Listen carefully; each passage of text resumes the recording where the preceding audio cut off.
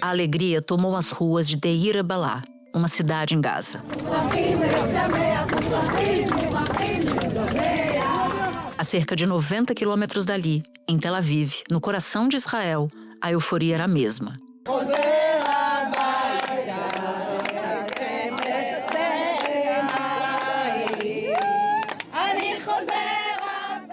Os sinais de que esse momento se aproximava já tinham surgido um dia antes. Num evento na Casa Branca, o secretário de Estado Marco Rubio sussurrou ao presidente americano e entregou-lhe um papel. A mensagem estava escrita à mão e foi flagrada por um fotógrafo. Abre aspas. Nós precisamos que você aprove uma publicação na Truth Social logo, para que você possa anunciar o acordo primeiro, fecha aspas. Pouco depois, o presidente Donald Trump postou numa rede social, abre aspas, estou muito orgulhoso de anunciar que Israel e o Hamas assinaram a primeira fase do nosso plano de paz. Isso significa que todos os reféns serão libertados muito em breve e que Israel vai recuar suas tropas como um primeiro passo para uma paz forte, duradoura e permanente. Todas as partes serão tratadas com justiça. Nós agradecemos os mediadores de Catar, Egito e Turquia, que trabalharam conosco para que esse evento histórico sem precedentes acontecesse. Que os negociadores sejam abençoados. Logo depois, o primeiro-ministro de Israel, Benjamin Netanyahu, afirmou em um comunicado: com a ajuda de Deus, traremos todos os reféns para casa. O Hamas divulgou um comunicado em que afirma que o acordo foi fechado para acabar com a guerra em Gaza. No dia seguinte, logo cedo, bombardeios ainda foram ouvidos na faixa de Gaza. Mas horas depois, o silêncio, enfim, reinou. O chefe do Hamas anunciou: chegamos a um acordo para encerrar a guerra e para começar a implementação de um cessar-fogo permanente. Khalil al-Hayya afirmou que recebeu garantias dos países mediadores e do governo americano. Todos eles confirmaram que a guerra acabou completamente, disse o negociador do grupo terrorista. A assinatura da primeira fase do acordo no Egito hoje de manhã veio depois de uma semana de conversas indiretas entre Israel e Hamas em Sharm el-Sheikh. O acordo foi assinado justamente na semana em que o violento conflito completou 2 anos. Uma guerra que já matou mais de 60 mil civis na faixa de Gaza e que deixou um território devastado, com uma grave crise humanitária. Tudo começou há 734 dias, em 7 de outubro de 2023. O dia amanhecia quando o grupo terrorista Hamas invadiu Israel e assassinou 1.200 civis, além de estuprar, torturar e sequestrar centenas de pessoas. Agora, o acordo obriga o Hamas a liberar os 20 reféns que ainda estão vivos, em troca de prisioneiros palestinos. O enviado especial dos Estados Unidos, Steve Witkoff, e o genro de Trump, Jared Kushner, foram ao Oriente Médio participar das negociações. E participaram da reunião que o primeiro-ministro Benjamin Netanyahu fez com o gabinete ministerial para votar o acordo. Já passava de 1 da manhã quando o governo declarou que tinha aprovado formalmente a primeira fase do acordo. O último sinal verde para a implementação. Vai começar a contar um prazo de 24 horas para o início do cessar-fogo. Depois do cessar-fogo, aí começa o prazo de 72 horas para a libertação dos reféns. E o cálculo é que a libertação ocorrerá na segunda ou na terça-feira. E Israel vai começar a recuar suas linhas, as que estão sendo ocupadas por suas tropas na faixa de Gaza, que também é outro passo fundamental. Essa era uma guerra que se arrastava sem perspectiva. Até que o governo de Benjamin Netanyahu tomou uma decisão que virou a chave.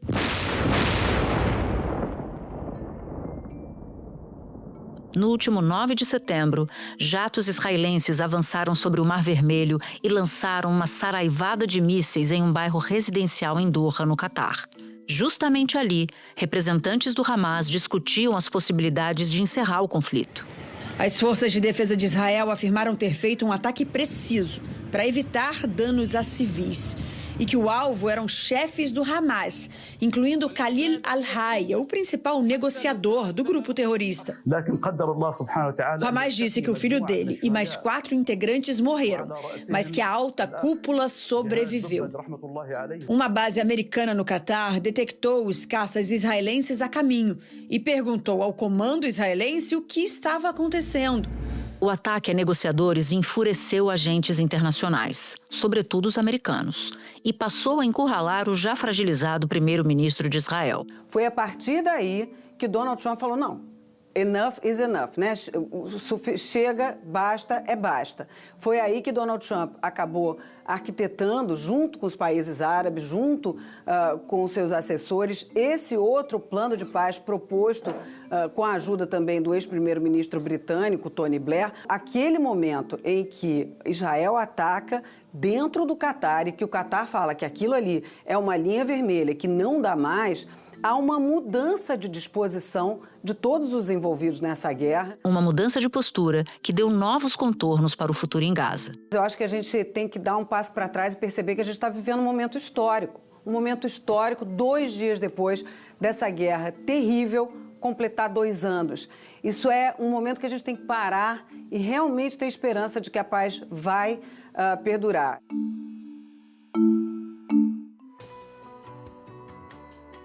Da redação do G1, eu sou Natuzaneri e o assunto hoje é o fim da guerra em Gaza. Neste episódio eu converso com João Miragaia, mestre em História pela Universidade de Tel Aviv e assessor do Instituto Brasil-Israel, o IB. Miragaia fala comigo direto da cidade israelense de Avtalion. E Tanguy Bagdadi, professor de Política Internacional e fundador do podcast Petit Jornal. Sexta-feira, 10 de outubro. Miragaia, eu quero muito te perguntar como você se sente em relação a esse acordo, mas antes eu queria tratar com você sobre o terreno que tornou esse acordo possível.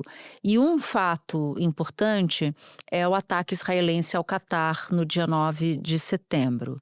Qual é a relação desse ataque com essa tão aguardada interrupção da guerra em Gaza? A relação ela é indissociável, Natuza. É impossível a gente separar a modificação da posição dos Estados Unidos após o ataque desastrado, e eu acho que dizer desastrado é até uma espécie de eufemismo, com tudo que aconteceu depois. O ataque israelense ao Catar, minando as lideranças do Hamas local, foram um desastre de todos os pontos de vista, né? Israel não matou a liderança do Hamas, fracassou nisso, e formou, de maneira quase que imediata, uma coalizão entre os países árabes e muçulmanos, aqui do Oriente Médio, que começaram a pressionar o governo Trump para que esse bote um freio em Israel. O Catar foi a 5ª nação soberana atacada por Israel desde o 7 de outubro do ano passado, mas foi a primeira vez que se tratava de efetivamente um aliado dos Estados Unidos, e o país que abriga a maior base militar dos Estados Unidos no Oriente Médio. Eu acredito que é muito possível que a gente não estivesse vendo esse cessar-fogo acontecer agora, caso não fosse o ataque israelense ao Catar. Ele proporcionou ao mundo árabe, de maneira geral, a possibilidade de se unir, inclusive países que têm uma relação conturbada, o Catar, a Arábia Saudita, né, não são exatamente aliados, países que são próximos ao Hamas, países que são distantes do Hamas, oposição ao Hamas, todos eles se juntaram e disseram, olha, aqui a gente precisa dar um basta. E o Trump ele se viu numa situação de que ele foi obrigado, mais ou menos, a aceitar essa pressão e escolher um lado. Esse plano de paz foi apresentado logo depois da Assembleia Geral da ONU, onde a gente viu aumentar a pressão pela criação do Estado palestino. Só que lá atrás, Trump deu declarações falando em transformar Gaza em uma riviera. Quando chegou a notícia do plano de paz, muita gente ficou surpresa. Falou, olha, esse plano, que era considerado bastante razoável, não se parecia em nada com as declarações de outrora. Explica pra gente, em linhas gerais, o que os Estados Unidos colocaram na mesa de negociações. Um resumo básico desse plano, por favor. A verdade é que esse plano ele é uma contradição, não só a ideia mirabolante de limpeza étnica, de fato apresentada pelo Trump, de transformar Gaza numa Riviera no Oriente Médio, mas ele também é contraditório com relação a pontos que ele colocou no seu próprio acordo do século, que é como ele se referiu ao seu projeto lá no seu primeiro mandato, que visava a criação de um Estado palestino também.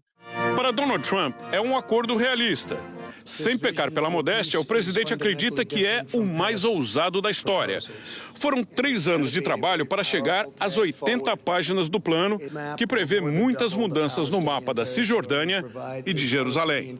As áreas em que Israel implantou assentamentos, consideradas ilegais pelas Nações Unidas, seriam incorporadas definitivamente pelos israelenses.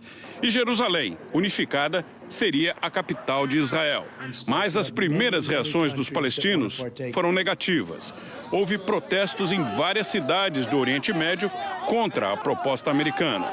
O presidente da Autoridade Palestina, Mahmoud Abbas, chamou o plano de absurdo.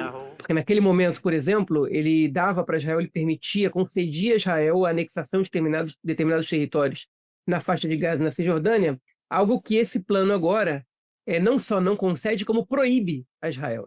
Esse plano, basicamente, 90% desse plano já era ponto pacífico há pelo menos um ano, que era que, para o fim do conflito, o Hamas deveria libertar todos os sequestrados israelenses, Israel libertaria um número ainda maior de prisioneiros palestinos, parte deles presos, como se diz em Israel, com sangue nas mãos, condenados à prisão perpétua. Israel se retiraria da faixa de Gaza, uma força internacional tecnocrata / diplomática assumiria o controle de Gaza, ao menos de maneira temporária, até que a situação ali fosse restabelecida, conforme Gaza ia se reconstruindo. Tudo isso foi estabelecido pelo governo Trump. Alguns acréscimos, por exemplo, o Trump estabeleceu que Israel não poderia anexar os territórios, nem da Cisjordânia nem na faixa de Gaza, que foi uma demanda dos países árabes. Qualquer cidadão de Gaza que desejasse sair da região poderia voltar posteriormente, que também são um pouco contraditório com o que o próprio Trump pregou naquele plano da Riviera do Oriente Médio. Ali ele dizia que não vê por que as pessoas voltariam para aquela região. Enfim, e ele também abriu mão, de acordo com o plano da Riviera, de governar Gaza, que os Estados Unidos tomariam controle naquilo. Ele chegou a insinuar isso, mas sim um governo de tecnocratas / diplomatas, que, num médio prazo, passaria o controle a uma força palestina. O que foi incluído após a reunião dele com o Netanyahu foi basicamente a questão do desarmamento do Hamas. O Netanyahu exige que o Hamas seja desarmado, concorde com seu próprio desarmamento para que esse acordo de paz, na verdade, não, para esse cessar-fogo ser consumado. E esse ponto ainda está em discussão. Essa primeira etapa do cessar-fogo ela entra em vigor, mesmo que o Hamas e Israel ainda não tenham entrado em acordo sobre a questão do desarmamento do Hamas. Já que você citou a expressão desarmamento, no aceite inicial das negociações, o Hamas não concordou com isso. Qual foi a resposta do grupo terrorista a Trump e o que ficou decidido depois? Na verdade, o Hamas não deu uma resposta negativa, né? Essa é uma estratégia muito comum quando você pretende negociar. O Hamas recebeu a proposta do Trump, elaborou uma resposta muito incomum. Inclusive, obviamente, se a gente examinar a retórica do grupo, porque eles elogiam a iniciativa do presidente Trump, de certa maneira até bajulando o Trump, que me leva a crer que o Hamas não escreveu essa resposta sozinho, foi certamente assessorado pelo Catar e pela Turquia, provavelmente. Então, disse que via com bons olhos a iniciativa, que valorizava, que parabenizava e que estava disposto a negociar imediatamente. Quem pretende negociar é óbvio que entende que tem pontos nessa proposta que não são diretamente aceitos por eles.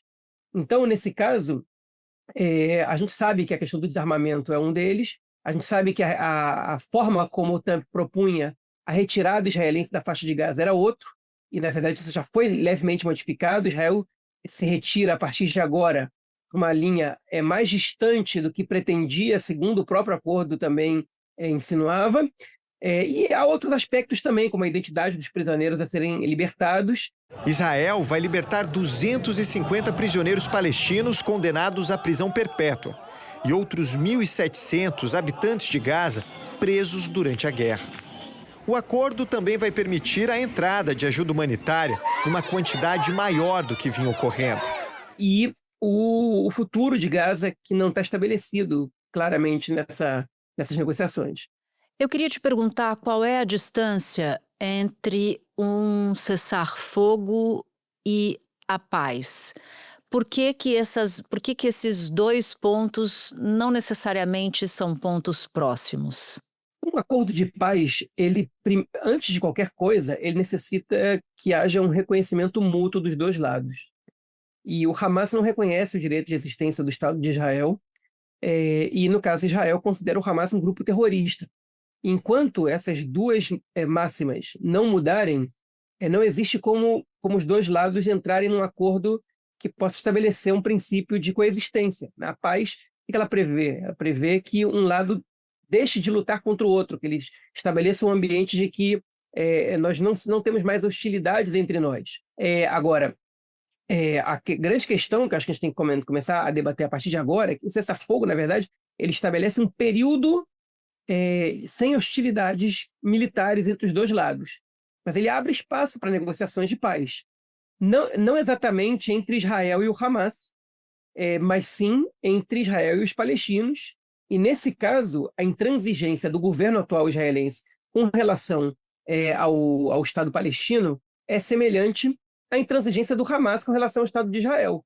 O governo israelense não reconhece o Estado palestino e, portanto, é difícil a gente imaginar que a gente possa avançar no sentido da paz, de uma paz duradoura e efetiva. A gente, no momento, tem que se contentar com um cessar-fogo, que é muito perto do que a gente viu nos últimos 2 anos, mas é óbvio que a gente espera por mais. Miragai, a gente começa a assistir aos horrores dessa guerra com os ataques terroristas do Hamas. Ali vimos cenas muito bárbaras e vimos cenas muito bárbaras também depois contra o povo palestino. Essa notícia de um acordo é uma notícia de muito impacto. Eu quero saber como você recebe essa notícia e como você se sente diante dela. Eu recebo ainda incrédulo e mais ou menos em estado de choque. Eu ainda não me permiti vibrar com essa notícia, porque depois de 2 anos e de tantas vezes que os acordos foram implodidos, eu ainda tenho dificuldade de aceitar essa realidade que se desenha. Mas, sem dúvidas, a gente está falando de uma excelente notícia. Não tem outra maneira para descrever. A gente pode concordar ou discordar de determinados aspectos do acordo, da proposta do Trump. A gente pode achar que ainda falta muito para ser feito com relação à justiça, à reparação. Tudo isso, lidar com pós-trauma, tudo isso é parte do que falta acontecer e que gera na gente ainda uma sensação de inquietude e, enfim, de incompletude, digamos assim. Agora, o acordo significa que menos vidas vão se perder a curto e médio prazo, significa que os sequestrados vão poder voltar para casa, vão poder rever suas famílias, significa que os palestinos vão poder começar a juntar os cacos e reconstruir suas vidas. E isso já vale muito perto do que a gente viveu nos últimos 2 anos. Eu acho que se a gente perguntar para as pessoas que estão diretamente envolvidas com isso, como eles se sentem agora, eu acho que o sentimento é de ampla felicidade. Ninguém que mora nessa região e que vive os efeitos dessa situação está triste agora com isso. Israelenses e palestinos comemoraram o anúncio do acordo. Da faixa de Gaza, jovens palestinos dançavam nas ruas, enquanto alto-falantes das mesquitas transmitiam mensagens de agradecimento. Um som de festa misturado à lembrança do sofrimento. Em Israel, na Praça dos Reféns, famílias que por 2 anos mantiveram vigílias se abraçaram em meio a gritos de "eles estão voltando". Em Jerusalém, sinos e sirenes tocaram ao mesmo tempo, som de vitória e de alívio.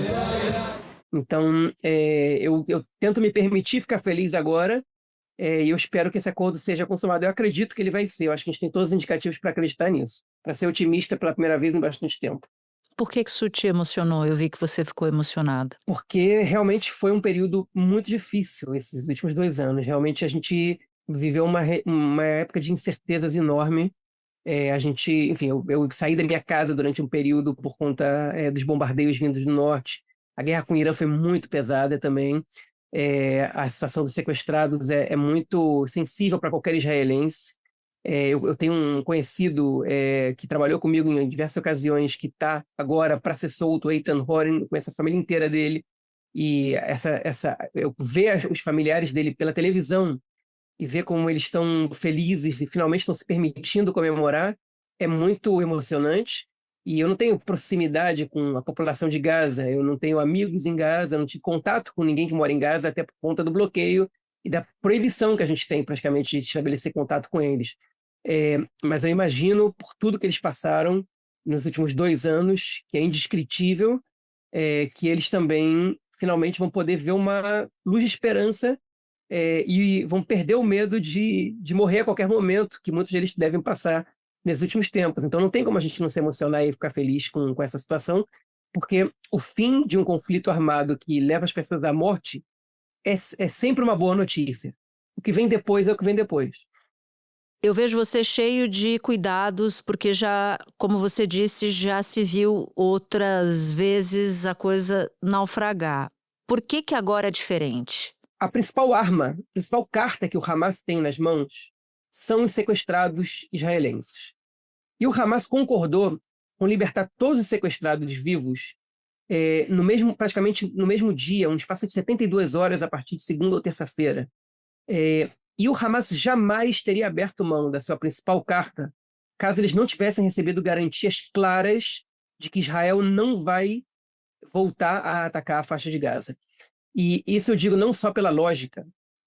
Diversas fontes confirmaram que os Estados Unidos e o Catar deram garantias claras ao Hamas de que Israel não voltará a atacar Gaza na esteira desse cessar-fogo.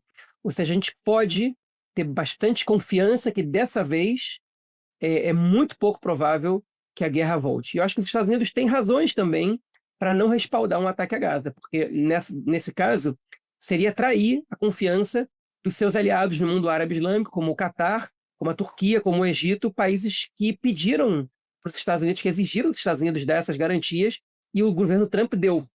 Então, eu acho que, de fato, dessa vez, a gente pode ficar confiante que o acordo vai sair e essa guerra vai terminar. Você mencionou os reféns e, pelo acordo, o Hamas deve entregar 20 reféns vivos e 28 corpos de israelenses mortos. Milhares de prisioneiros do outro lado, exigidos pelo Hamas, que estão em Israel, também seriam liberados. É uma operação, claro, delicada. Como é que estão os preparativos para essa troca? Primeiro de tudo, a gente tem que entender quando ela vai acontecer, porque essa data ela já mudou de domingo para segunda e agora alguns já dizem que pode acontecer somente na terça. Eu estou falando dos sequestrados vivos, que aparentemente os 20 ainda estão vivos, né? E agora o Hamas começa a se preparar, a preparar toda a logística para essa libertação. Primeiro, a gente tem a notícia que eles foram levados para um lugar seguro, mas para que eles sejam soltos, todo o processo precisa ser seguro.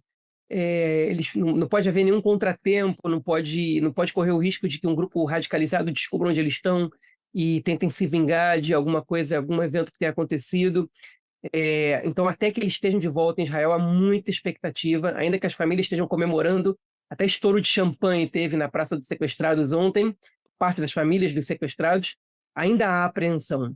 A logística é muito complicada, especialmente num lugar destruído como a faixa de Gaza, onde os próprios membros do Hamas dificilmente têm contato uns com os outros. A gente tem já a notícia de que alguns corpos de sequestrados estão com paradeiro desconhecido, então a gente não vai ver, não vão voltar todos os 48 agora, né? Segundo os negociadores, o Hamas não sabe onde estão todos os corpos.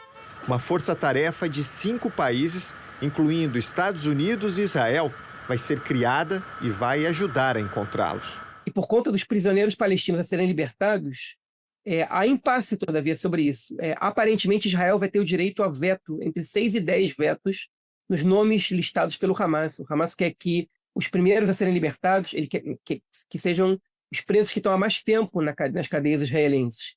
E ali a gente fala de lideranças muito controversas.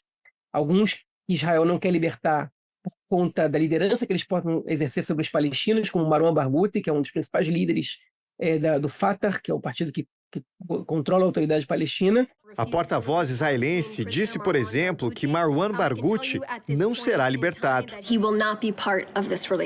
O líder palestino cumpre prisão perpétua por ataques contra Israel. Mas também gente com atentados terroristas com dezenas de mortos realizados há 20, 30 anos e que podem voltar a ser perigosos caso sejam libertados. Então, isso é um dilema grande hoje para Israel. Há muita pressão das famílias dos mortos por esses atentados para que essas pessoas não sejam libertadas, mas é um preço que tem que ser pago para que os sequestrados voltem. Não há alternativa. No caso do Barghouti, eu acho que deve existir um debate, talvez seja positivo para o futuro a sua libertação, talvez ele possa realmente representar uma mudança na liderança palestina, mas no caso dos terroristas com sangue nas mãos ligados ao Hamas, ou à Jihad Islâmica, é lamentavelmente um preço que a gente precisa pagar hoje para ver os sequestrados de volta para casa. As vidas deles, elas valem mais do que a prisão desses terroristas, na minha visão, e na visão de boa parte da sociedade israelense, da maioria da sociedade israelense. Miragaia, para terminar, 2 perguntas. Quem é que deve assumir o controle do território de Gaza e como está a situação de Benjamin Netanyahu? Porque a gente sabe que a extrema-direita de Israel não queria nenhum tipo de acordo. Com esse acordo, ele ganha uma sobrevida, ele perde essa sobrevida, o que acontece? Quem vai governar Gaza depois desse governo de diplomatas e tecnocratas é uma grande incógnita, porque não está estabelecido no plano. A gente sabe que o esforço franco-saudita para resolver a questão palestina de maneira geral quer que a autoridade palestina controle a faixa de Gaza e que eles realizem eleições em 2026, e o Macron pressionou a autoridade palestina para se manifestar com relação à não participação do Hamas nessas eleições. Mas a autoridade palestina não confirma essa exigência do Macron, até porque a gente está falando de um grupo com muito baixa popularidade e que sabe que sim, excluir um grupo que é presente na sociedade palestina e que tem popularidade, inclusive mais do que o próprio Fatah atualmente, as eleições não serão legítimas, vistas como legítimas pela própria população palestina. Então aí a gente já tem essa incógnita.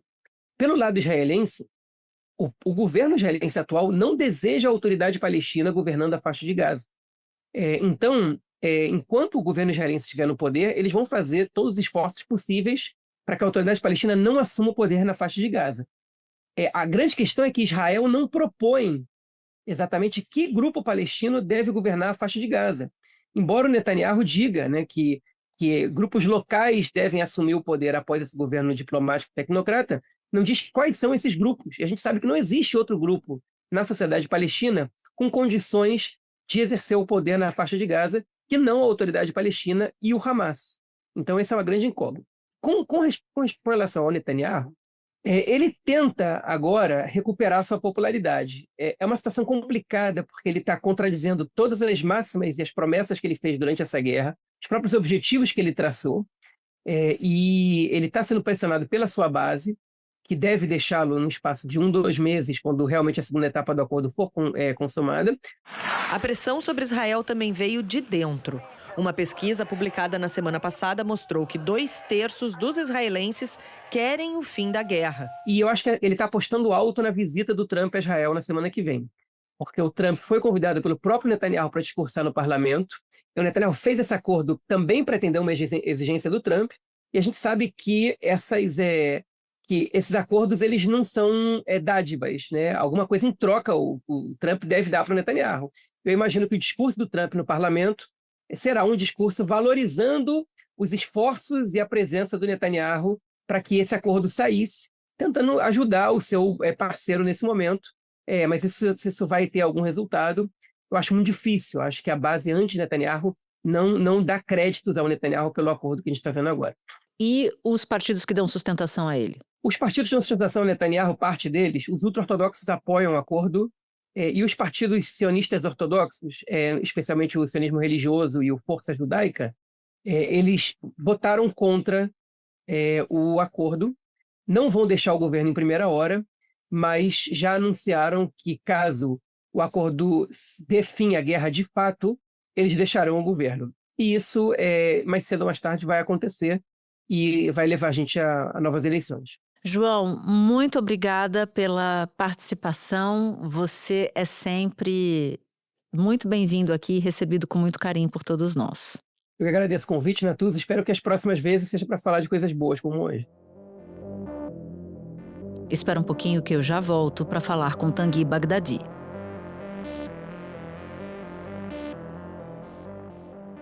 Tanguy, o Miragaia nos explicou a relação, né, de causa e efeito do ataque israelense contra o Catar no contexto desse acordo de cessar-fogo. Com você, eu queria muito entender a importância do Catar e de outros parceiros do mundo islâmico para Trump, para os Estados Unidos. No primeiro mandato dele, ele tentou promover aquilo que a gente chamava de os Acordos de Abraão.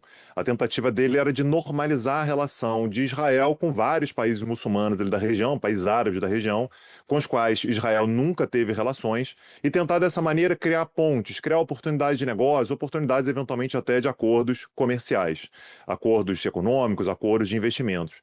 Ele conseguiu alguns avanços, é verdade. Emirados Árabes Unidos, Marrocos, são países que em algum momento ali normalizaram as relações com Israel, e o grande plano dele era de fato a Arábia Saudita, né? Tentar fazer com que a Arábia Saudita fosse um desses papéis.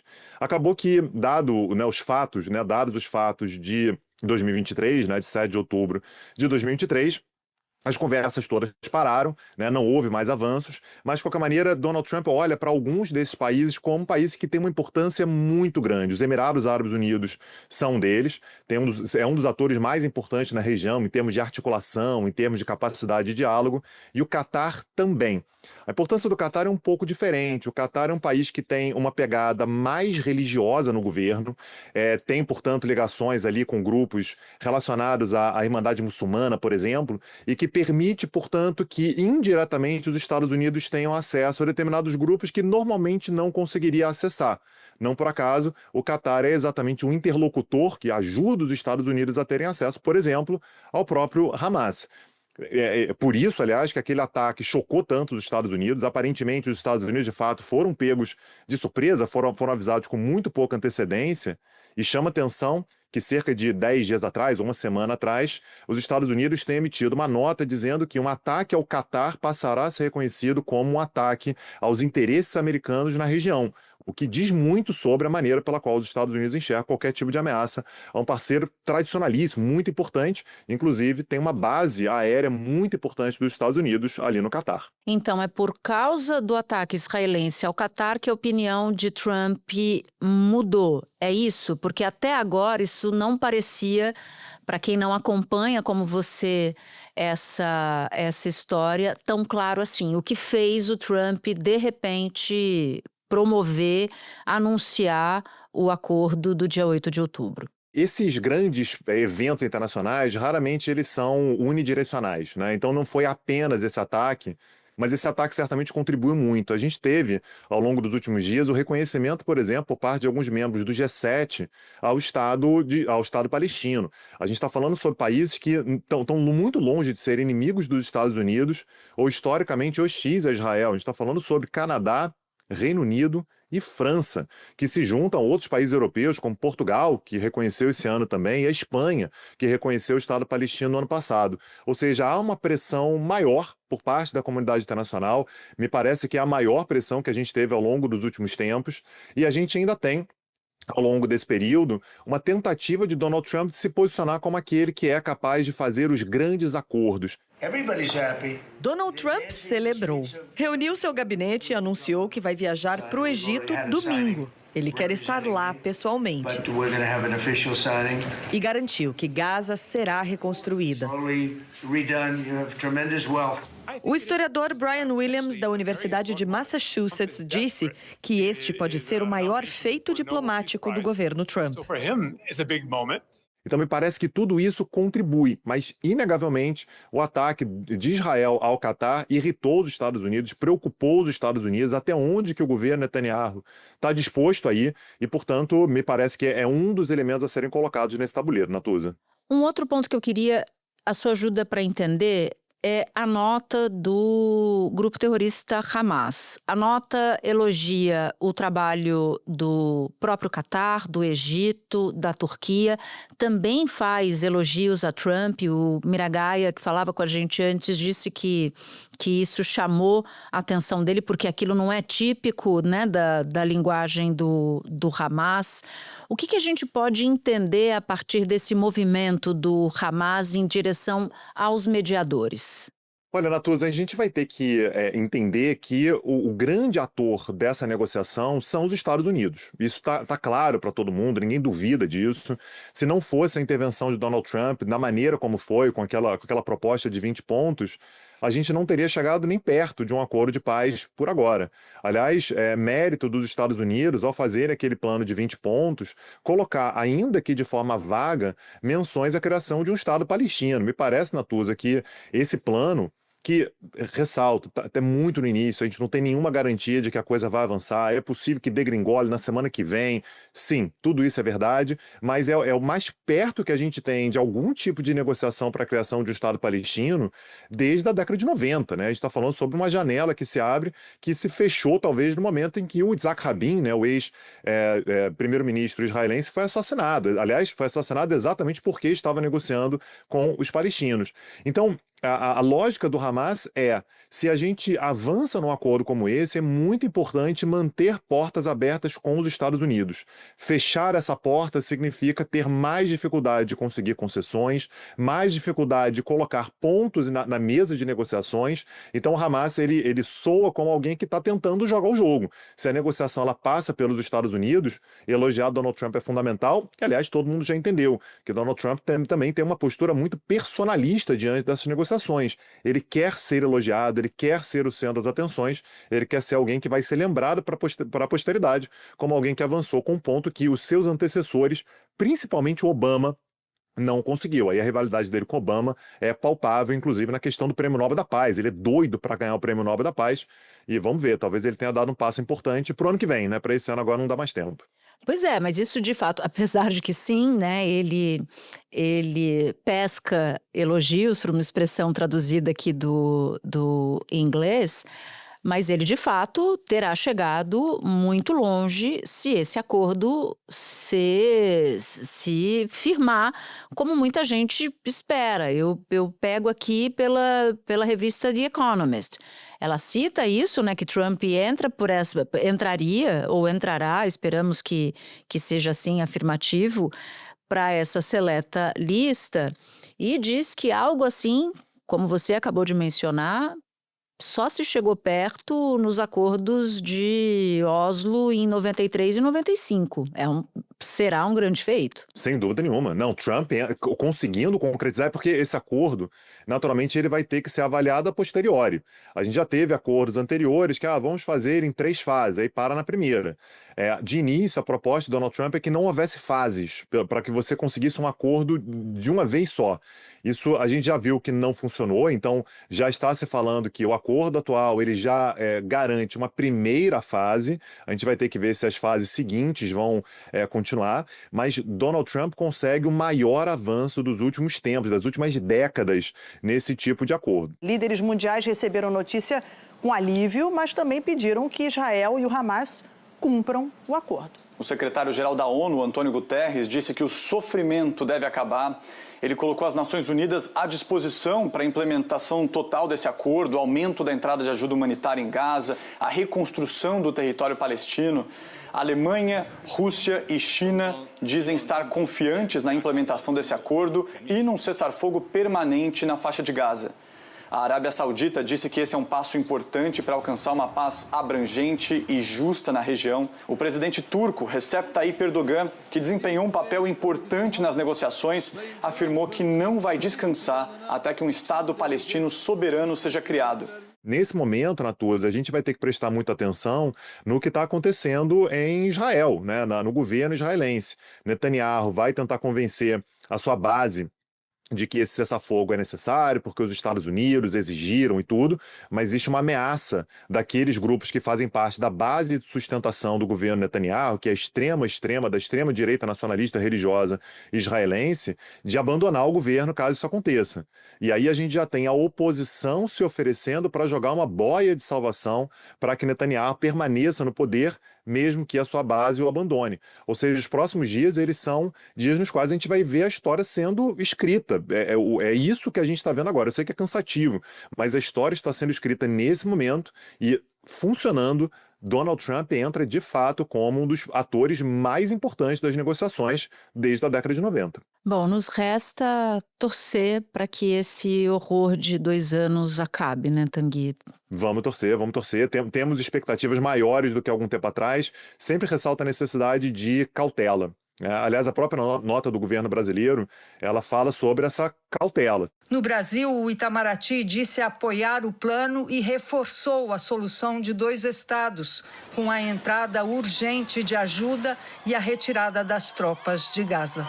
Temos que ver, tem muita coisa para acontecer, mas, de fato, é uma oportunidade que há muito tempo a gente não via. Vamos acompanhar para ver se a gente finalmente chega num cenário mais pacífico. E continuamos contando com você, Tanguy. Muito obrigada. Sempre à disposição. Um abraço. Se você ouviu o episódio até aqui, eu vou te fazer um convite. Baixar o aplicativo do G1 no seu celular. Por lá, você pode ouvir o assunto, claro, e pode também acompanhar todas as notícias do dia em tempo real e de graça. Este foi o Assunto, podcast diário disponível no G1, no YouTube ou na sua plataforma de áudio preferida. Comigo na equipe do Assunto estão Mônica Mariotti, Amanda Polato, Sara Rezende, Luiz Felipe Silva, Thiago Kazuroski e Carlos Catelan. Eu sou Natuzaneri, fico por aqui. Até o próximo assunto.